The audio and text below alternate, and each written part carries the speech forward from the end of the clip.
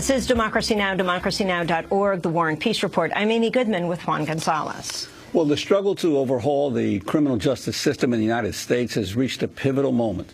From the Obama administration's push to reform harsh and racially biased sentencing for drug offenses to the recent decision by New York State to reform its use of solitary confinement, there is a growing momentum toward rethinking the system. But new battles have also emerged, like the fight over stand-your-ground laws in states like Florida, where a number of recent court cases have highlighted the issue of racial bias in the court system. Marissa Alexander, an African-American woman of color who fired what she says was a warning shot into a wall near her abusive husband, is facing up to 60 years in prison at her retrial. Michael Dunn, who shot and killed an African-American teenager in a dispute over loud music in the same state of Florida, is facing a minimum of 60 years for attempted murder. But the jury failed to convict him of the central charge in the case, the murder of Jordan Davis, a case that for many recalled the shooting of Trayvon Martin by George Zimmerman. To talk more about these issues, we spend the rest of the hour with the world-renowned author, activist, scholar Angela Davis, professor emerita at the University of California, Santa Cruz. For over 4 decades, she's been one of the most influential activists and intellectuals in the United States. She's speaking here in New York on Friday at the Beyond the Bars conference up at Columbia University. It's great to have you here, Angela. Thank you, Amy. Do you sense progress? Well, yes. I think that this is a pivotal moment. There are openings, and I think it's very important to point out that people have been struggling over these issues for years and for decades. This is also a problematic moment, and those of us who identify as prison abolitionists, as opposed to prison reformers, make the point that oftentimes reforms create situations where mass incarceration becomes even more entrenched. And so, therefore, we have to think about what, in the long run, will produce decarceration, fewer people behind bars, and hopefully, eventually, in the future, the possibility of imagining a landscape without prisons where other means are used to address issues of harm, where social problems such as illiteracy and poverty do not lead vast numbers of people along a trajectory that leads to prison. I'm wondering, in terms the first term of President Obama was often referred to by some as through the myth of post-racial America, represented by the election of President Obama. But even he has shied away until recently, dealing with some of the racial inequities of our system, especially the prison system. I'm wondering if you could see a movement of transformation in the president himself and how he deals with some of these issues. Well, this is his second term. He really has nothing to lose. And it really is about time that he began to address what is one of the most critical issues in this country.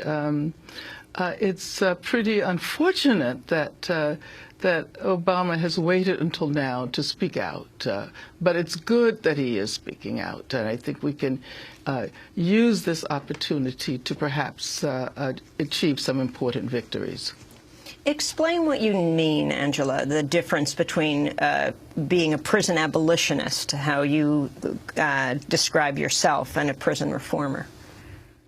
Well, of course, in 1977, when the Attica Rebellion took place, that was a really important moment in the history of mass incarceration, the history of the prison in this country. The prisoners who were the spokespeople for the uprising indicated that they were struggling for a world without prisons. During the 1970s, the notion of prison abolition became very important. And as a matter of fact, public intellectuals, judges, journalists took it very seriously and began to think about alternatives. However, in the 1980s, with the dismantling of social services, structural adjustment in the global South, the rise of global capitalism, we began to see the prison emerging as a major institution to address the problems that were produced by the deindustrialization, lack of jobs, less funding into education, lack of education, the close down of systems that were designed to assist people who had mental and emotional problems. And now, of course, the prison system is also a psychiatric facility. I always point out that the largest psychiatric facilities in the country are Rikers Island in New York and Cook County in Chicago. So the question is, how does one address the needs of prisoners by instituting reforms that are not going to create a stronger prison system? Now there are something like 2.5 million people behind bars, if one counts all of the various aspects of what we call the prison industrial complex, including military prisons, jails in Indian country, state and federal prisons, county jails, immigrant detention facilities, which constitute the fastest growing sector of the prison industrial complex.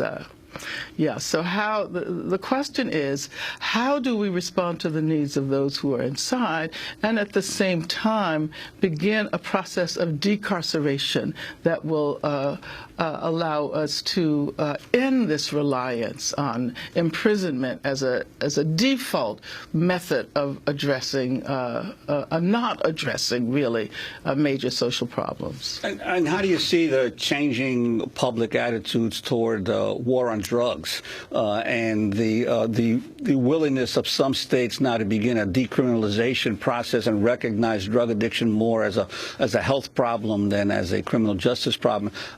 Do you see that having some hope of sharply reducing the prison population? Yes, I think it is important, but again, it's also essential to point out that people have been struggling around these issues for a very long time. And oftentimes when these new moments emerge, it is as if the legislators have come up with this idea for the very first time. And of course it is important that decriminalization is happening in certain states, because drugs have served the so-called war on drugs, which, as we know, has been a war on poor communities, Black and Latino communities all over the country. That so-called war on drugs has been the major motor driving the rising prison population. So I often point out we need to look at the corresponding pharmaceutical industrial complex when we think about the way drugs have served as a pretext for incarcerating such vast numbers of people of color. What about the for-profit system, the for-profit prison system? Well, they're private prisons, of course. The U.S. has given rise to this private prison industry. Corrections Corporation of America was the first private prison corporation. And now, of course, we have institutions like G4S, which is the third largest private corporation in the entire world. Third only to number one, Walmart, number two, Foxconn. And this security corporation, which owns and operates prisons all over the country, which is involved in the production of the carceral technologies used in occupied Palestine by Israel, which is involved in deporting prisoners from Europe to the global South, from the U.S. to Mexico. One begins to see how it all comes together. But I think that private prisons are not the only indication of the a thoroughgoing corporatization of punishment.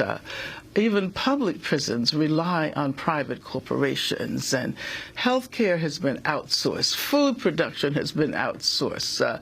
The few programs that there are in prisons have been outsourced. So there is a privatization of imprisonment such that that it's not possible to consider the issue of mass incarceration without looking at the important role it plays in the economy.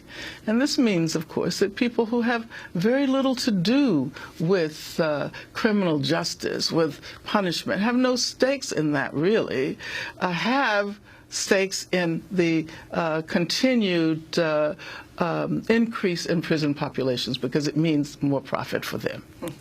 We're going to break and then come back to this discussion. I want to also ask you about feminism, where that plays in as we move in on International Women's Day, March 8th, on Saturday. We're speaking with Angela Davis, the author, the activist, the professor. Stay with us.